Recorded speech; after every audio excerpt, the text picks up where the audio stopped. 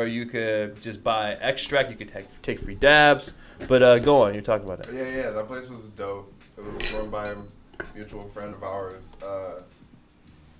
Man, so I took a dab. Right. I was on my little dab tour. When you get to these places, you like to run around the entire, the whole setup and make sure that you test all the good flavors, Very all the true. best booths, whoever has the best dabs, you hit those up. Very true. And I was like covering it. I had my Kumba cam, What? my stabilizer. I had my phone plugged into it, heavy backpack, tons of shit inside of it. I'm trying to cover it for the homie. I'm 4 dabs in though. So I get to like the 5th one, I want to say, and girl hands me the dab thing, and I just hit it, and then the next thing I know, I black out. I'm just totally out. And oh my god! When I come to, because obviously blacking out, the last thing I remember was me exhaling and smiling, and then the girl just being like, seeing like how I felt about it, like very inquisitive, like, right? And I just remember one of these, like, and then when I came to, I am vice gripping the table beyond belief. Like, I mean, I might as well have been dead grip. What? Right? And I'm shaking it because, like, I've been unconscious for, nobody actually ever gave me the official seconds here, but I'm going to speculate that I was out for anywhere from 10 to 15 seconds. Like, fainted, standing up. So you fainted standing up, but you had the intuition to grab the table like this. I felt like, even unconsciously, I can't break all of this shit that I have. We're talking all of my expensive, cool things. My new phone, my stabilizer, my camera shit, whatever the hell's in my backpack. I'm not going down with all this. Yeah. 6'4", just... Yeah, no way, dude. So it's like a tree. So I just held on to it, like... And then when I woke up, my buddy slapping the back end of my hand to get me to let go because he couldn't get me off. So when I woke up, I was like letting go, like, oh wow, my God. holy shit. And then I look up, this is the first view I see is homegirl. And she is, from the first time when she was like, how is it? Now she's just like, she's the scariest I've ever seen. I've never seen anybody that scared before that close. Yeah, she's probably freaking out. Like, what's happening? To be honest, so the bong's tipped over. Oh, no. And the table's it's turning into a mess, but nothing's broken. Because I'm just like, I wake up and I'm like, whoa, what the fuck have I done? What's happening on this table? She's scared as balls. And my buddy's trying to hold on to me, like, insisting that he hold on, you know what I mean? Yeah. Normally, if you, like, faint, like, it's just, like, kind of like a black and then the white. When you wake up, you're just like, wow. Right. What happened? That was crazy. Yeah. But you're like, I'm felt fine at that point. I just realized that I was dehydrated. So guys, drink your water. Drink your water. Hydrate. Kevin Charchenko, thank you for the bits. That's so scary. That's frightening. I don't think so. Right. Was that your first time taking a dab, or was that just a time taking a dab? I was a dab vet at this point.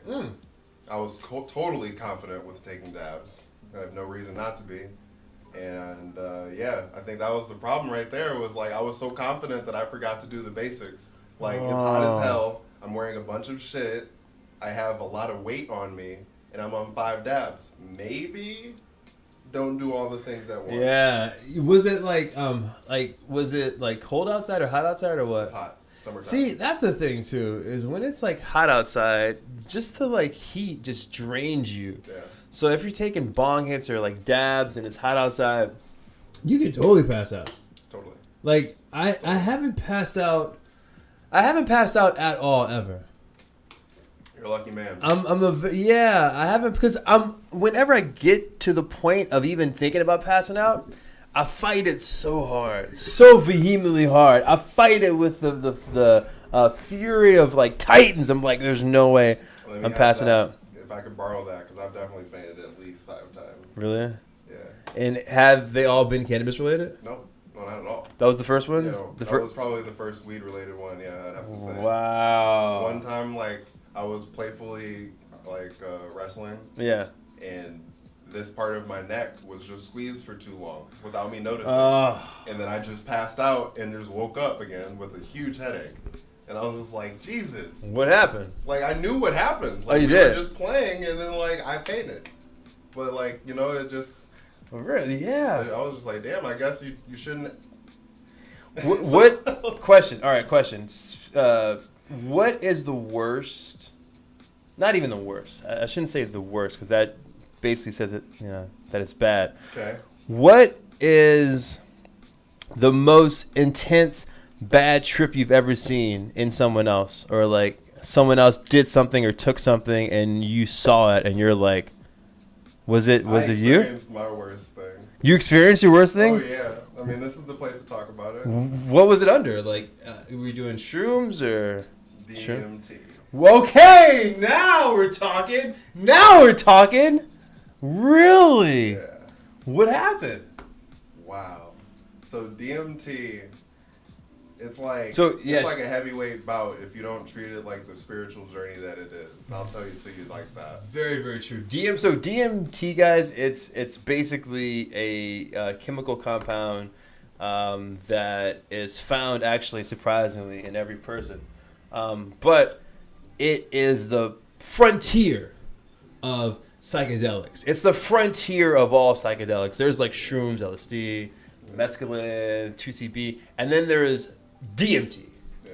And On it's a way different level. Way different level. Like it's so different that you can't even compare it to all of the other ones. And it's so quick, and it's so fast acting, and it's so sudden, and it brings you so far in such a short period of time. It's like 0 to 60 in like a half a second, like, and then you're back to 0. You're like, yeah. So but you did DMT. I did DMT a few times.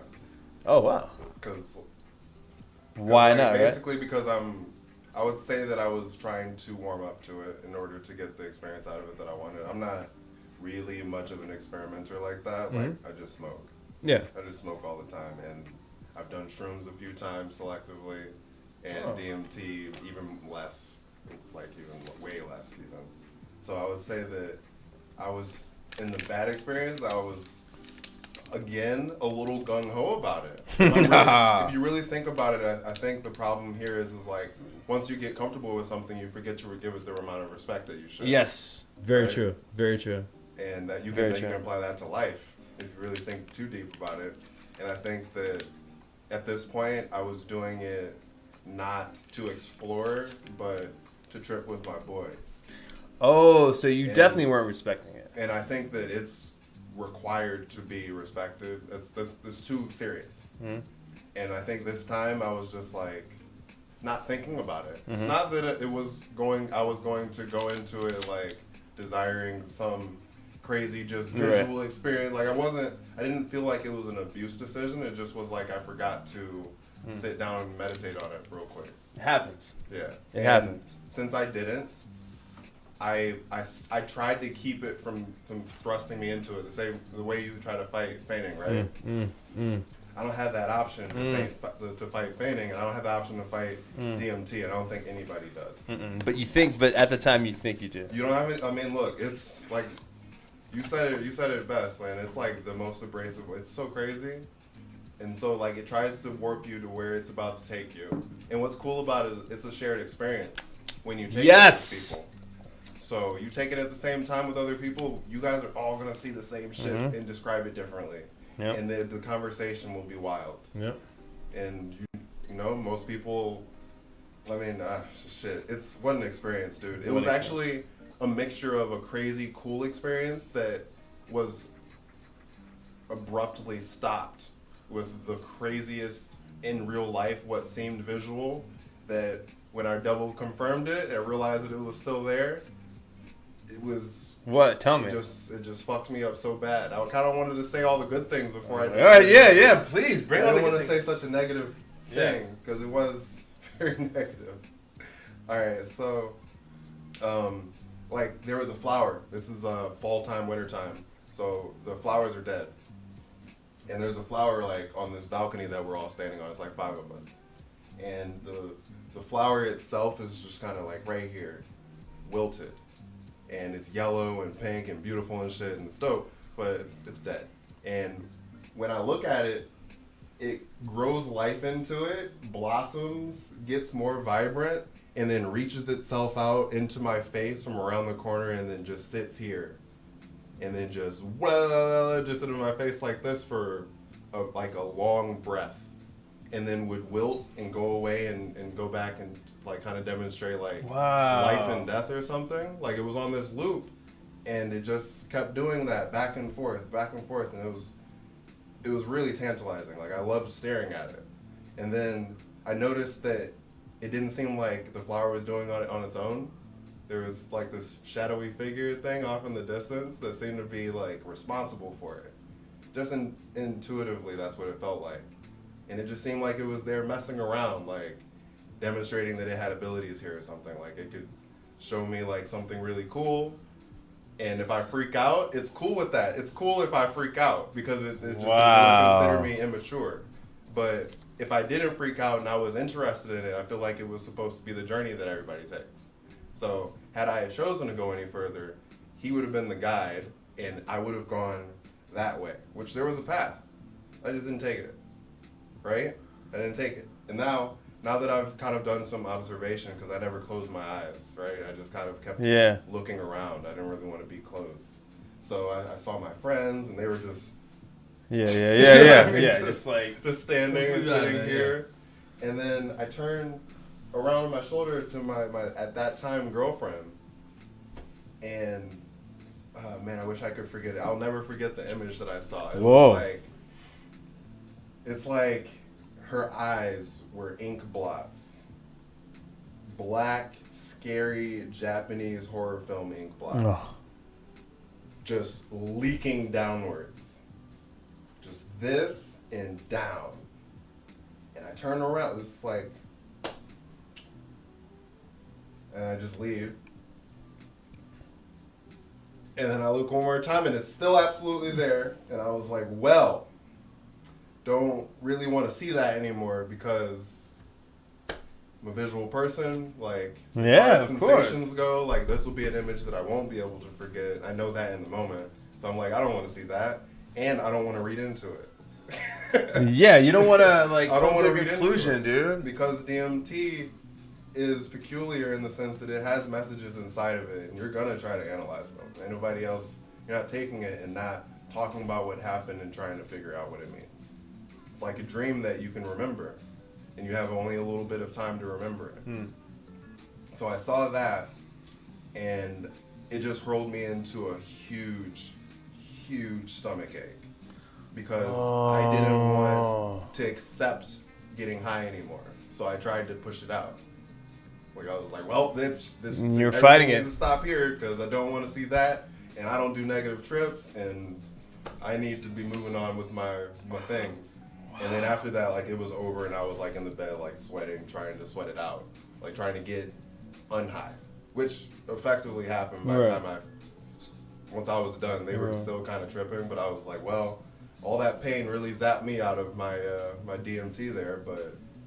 Yeah, now I saw that. So why do you think that happened? Why do you think the actual physical stomach ache happened? Was it because it was what you saw was so repulsive, or you were just fighting? Okay, gotcha. I think it was like everything to me happens in my stomach.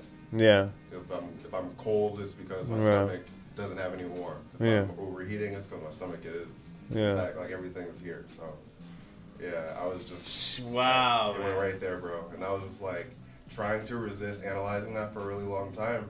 And like I said about the shared experiences, I asked one of my boys, I told him about it. And he was like, man, I wasn't going to tell you, but I saw it too. What? Are you serious? Wow. Fam. Wow. So what did he see though? He saw the horror film ink blot things in my girl's eyes. Gosh. That was wow. So that relationship's over. Yeah. Because there was something actually toxic inside of her, and it wasn't her fault. Right. But she struggled with a lot of things, and it came out, and it happened to be depicted through DMT that allowed me to stop.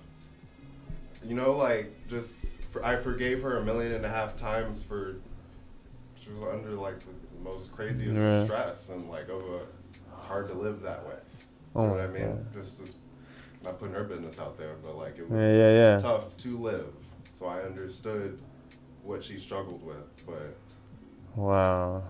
I think it affected her quality of being. I think it changed who she was a little bit. You know, I have a friend, and now I have to do a dab from that story. That story has me, wow, the chills, the chills. I got them all over. It's just crazy, bro. The chills. But yeah, let me do this dab. You know what? I have a friend, Ben. He like told me something. He said, never trust someone that you haven't tripped with. Yeah, there's something to that. You know, like he actually said it. He like said it. He said it in a different way, but I altered it. I like it. Yeah, he said it in a different way, and I'm like, it's better if I say it like this. But yeah, there's some truth to that. No, for sure, there's some truth to that. You have to get a person out of their entire ego so that they can come back together and realize who they are. If you can do that, you'll really learn a lot. My mentor, my business mentor, is actually like, he happens to be like that. Nice. He's the guy that rubs shoulders with like all of these really, really rich, accomplished business dudes. Yeah. That you don't know that they just like do shrooms and go out and like party and shit, but they do it with my homie. Really? Yeah, and that's how they kind of like, yeah.